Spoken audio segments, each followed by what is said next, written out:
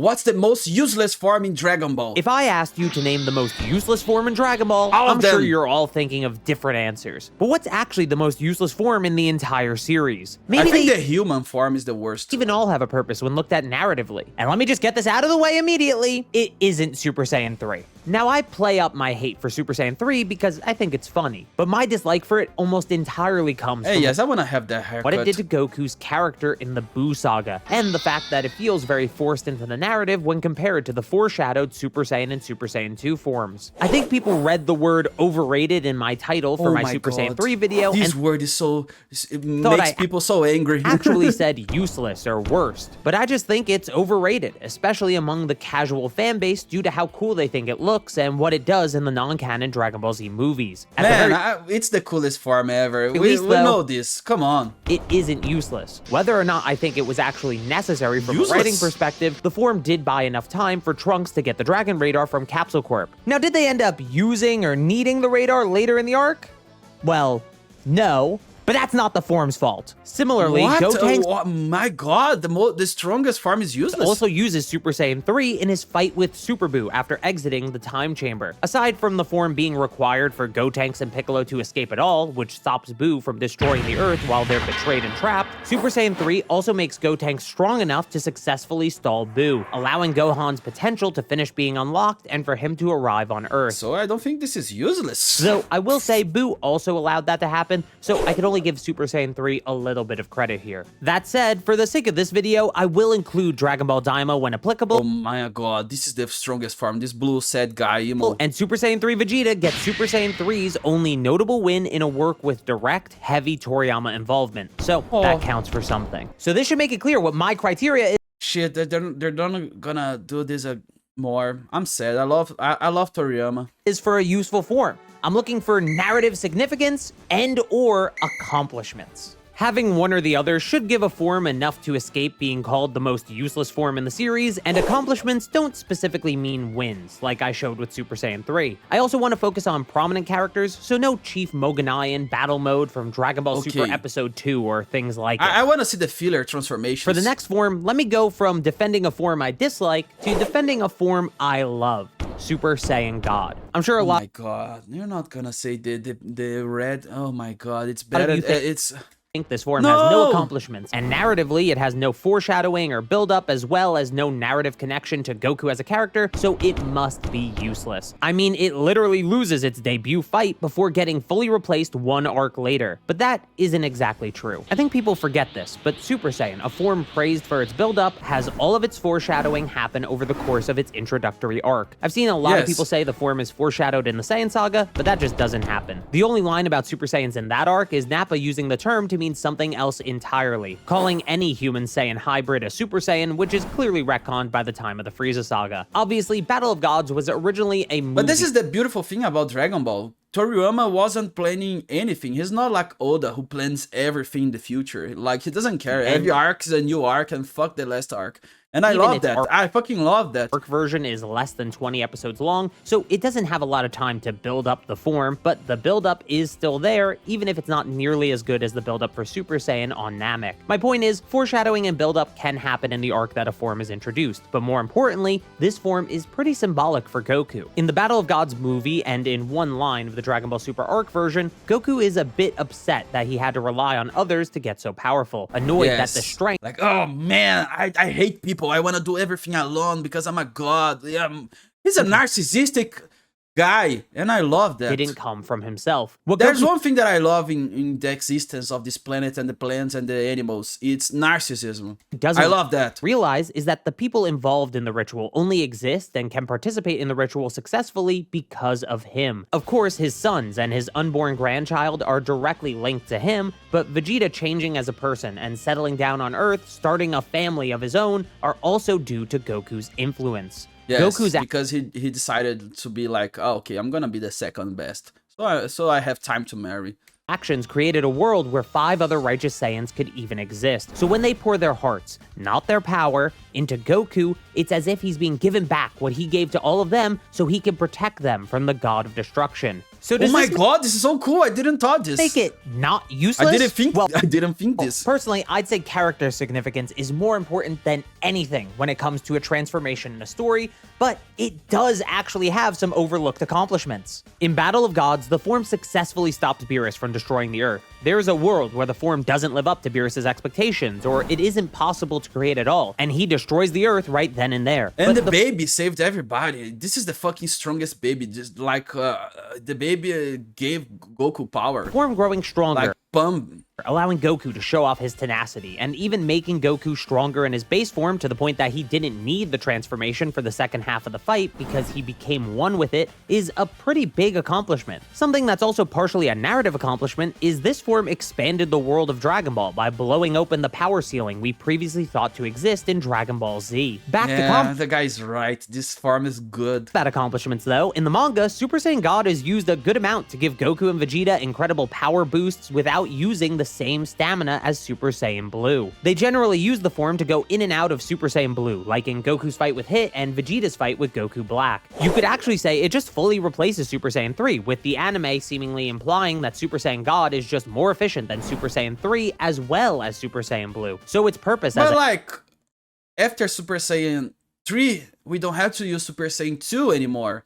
So after the new one, the last one is useless. It's like a new iPhone. I don't know. Efficient transformation fills the role that forms like Super Saiyan and Super Saiyan 2 had in late Dragon Ball Z. Speaking of Super Saiyan Blue, I know I need to mention it, but it's not really worth talking about for too long because it just isn't a useless form. It's been around too long and at the very least has been used to buy time or even just straight up win fights. It's a form that's pushed enemies to evolve. He has the pink hair too. In order to surpass it, and the form evolved in ways similar to Super Saiyan in the original manga. While I think it's fair to say perfected Super Saiyan Blue may have been a bit too short-lived, it served a purpose in the fight with Merge Zamasu in the Dragon Ball Super manga. Blue Evolution on the other... I think blue is a very nice color to have it with Goku. Something I'll have I think green would be so fucking weird to talk about in a bit more detail. Blue Evolution first appeared in the Dragon Ball Super anime, then was adapted in a slightly different way by Toyotaro for the Dragon Ball Super manga. In both continuities, the form is unlocked during the Tournament of Power, with the anime specifically framing this as Vegeta's limit-breaking form that he achieves on his own path to power, while Goku goes after Ultra Instinct. I think people fairly dislike this form since it's just not that interesting. In the anime especially, it's a retread of Super Saiyan Grade 2, but with an emotional awakening that's usually reserved for entirely new forms, not variations or, for lack of a better term... Or Piccolo. Everybody's changing everything in hair. He doesn't have hair. And he's not transforming into anything. Like evolution. Like, okay, he gets stronger and he fuses himself with God. Okay, this is enough. I'm talking like it's nothing. He fuses himself with God. Said the generic way Vegeta unlocks I think this is important. Terrible, and it's at least a little different in the manga, as it's brought about by his frustration of always falling behind Goku, somewhat paralleling the anime filler scene of how Vegeta unlocked Super Saiyan in the first place. More importantly than anything though, this is Vegeta's main form in the Moro arc of the Dragon Ball Super manga, and it, along with his new abilities, forces the story to progress. I think this form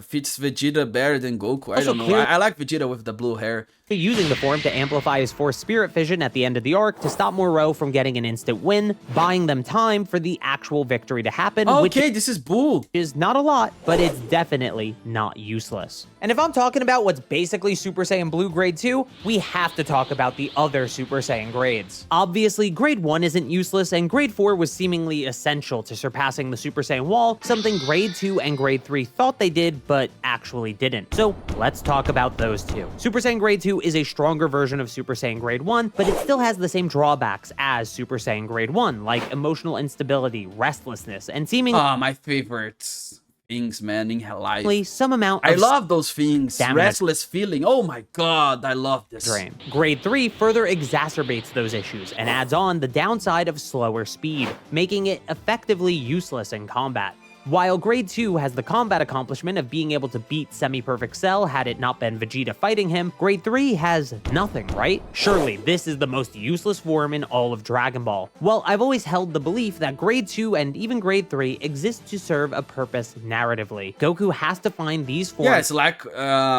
evolution, your evolution things. Like Trunks and Vegeta did in order to see their flaws. They are a necessary stepping stone to surpassing the Super Saiyan wall and overcoming what was thought to be the greatest power in the universe. So while Super Saiyan Grade 3's best Oh my god!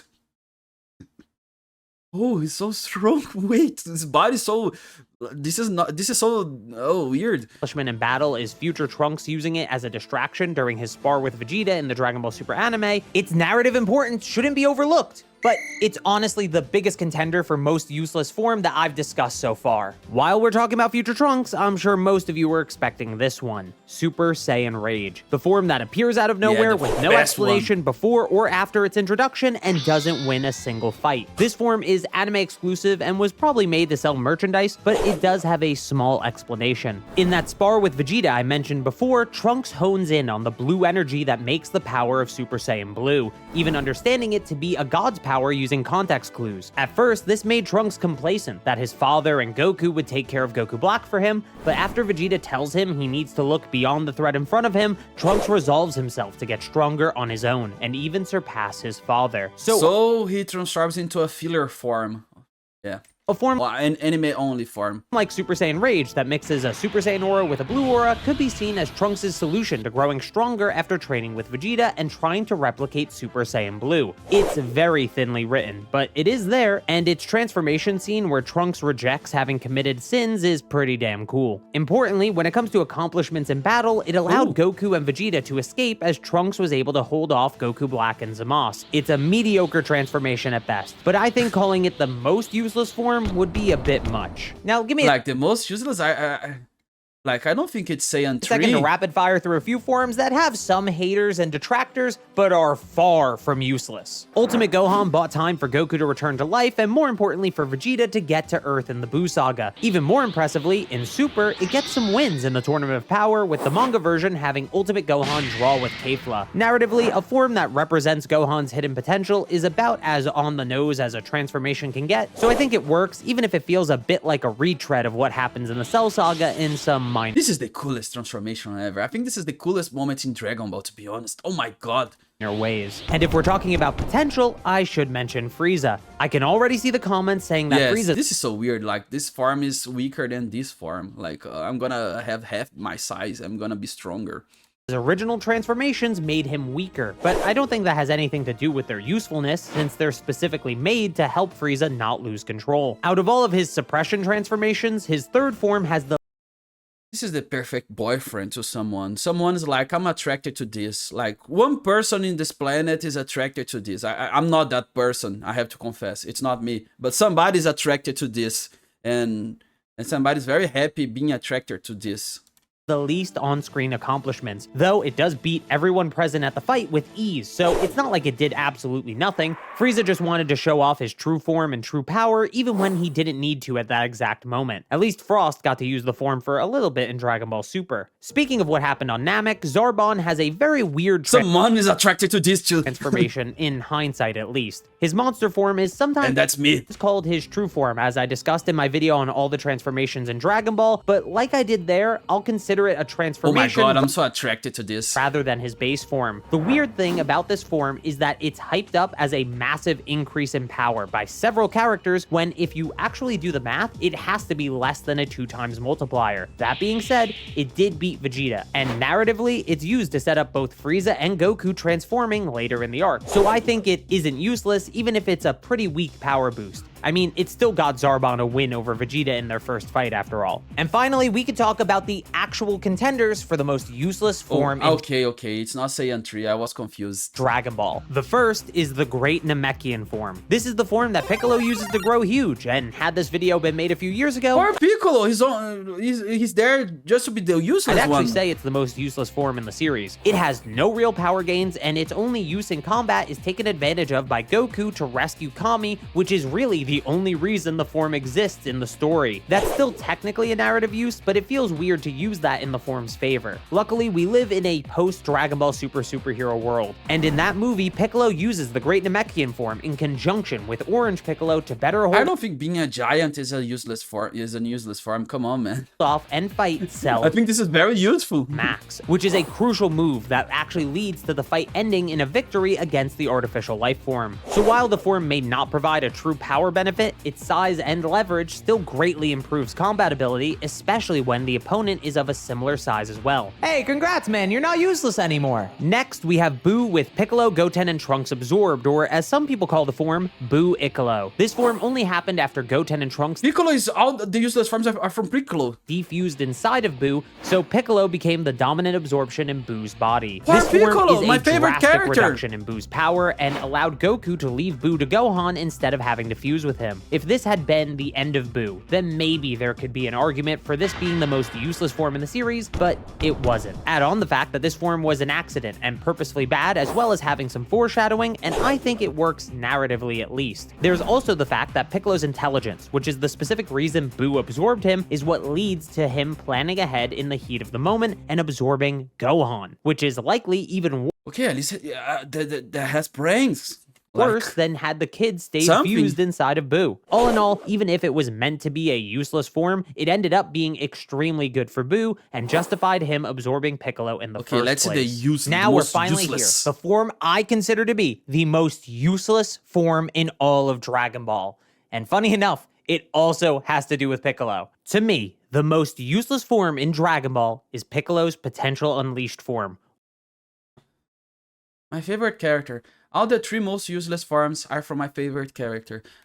Or as I like to call it, I'm sad. Piccolo. This form was supposed to let Piccolo close the gap between him and Gamma 2, an opponent he thinks is on the level of Goku and Vegeta. But instead, he just ended up losing slightly less badly to the android and was still going to be killed as his own power just wasn't enough. But I think the worst part about this form is the fact that it didn't even need to be a form. Goku, Krillin, Kid Gohan, and even Dende had their potentials unlocked, with the latter 3 being in the same way Piccolo did, but they didn't result in transformations for the characters. By creating a new form, it does subvert the viewer's expectations about what Shenron meant Okay, when he has a new form, and the form is just like people just destroy you. spoke about equally. throwing in a little bit extra, as that form could be seen as the extra since it's something that didn't happen in the past, but the cost of that likely unintentional subversion is the creation of the most useless form in all of Dragon Ball. A form that couldn't beat the foe it was acquired to beat, and is instantly replaced by a far more powerful and narratively significant form, Orange Piccolo. If you want to think about Orange Piccolo. it in a slightly funny way, Shenron gave Piccolo the orange form because he knew that he didn't have potential like that on his own, which is almost as sad as it is funny. So yeah, Piccolo is the most useless form in all of Dragon Ball. Thank you to all the channel. Oh my god, I'm so sad. Poor Piccolo, the best character. No.